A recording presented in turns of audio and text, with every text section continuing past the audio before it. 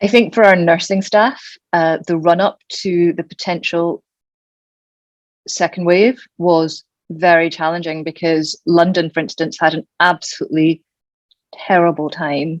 They had, I think, in many ICUs, two patients to a bed space, one trained ICU nurse looking after 4 or 5 patients, with perhaps other nursing staff to do some tasks, but they would be the only trained ICU nurse. And the mental fatigue of that, I just don't know how they kept coming back to work day after day.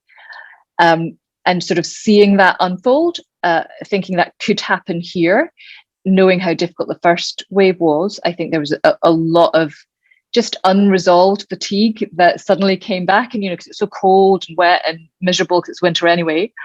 But fortunately, because our second wave was relatively modest in magnitude, I think the resilience of the staff managed to see them through.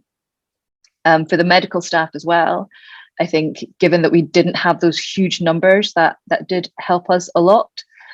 But of course, I think sometimes things like this happen and you don't know how they've affected you till something happens that challenges you and you suddenly realize, oh my goodness, I got really upset at something that wouldn't have upset me at all normally, or oh my goodness, I just feel so tired and I don't know why. And I think in the next 12, 18 months, those may become more manifest. And fortunately, we're hopefully going to be able to get help from a staff clinical psychologist who can come and run regular sessions with our staff just to help support them through the kind of recovery phase, because you can hunker down and be in attack mode for so long.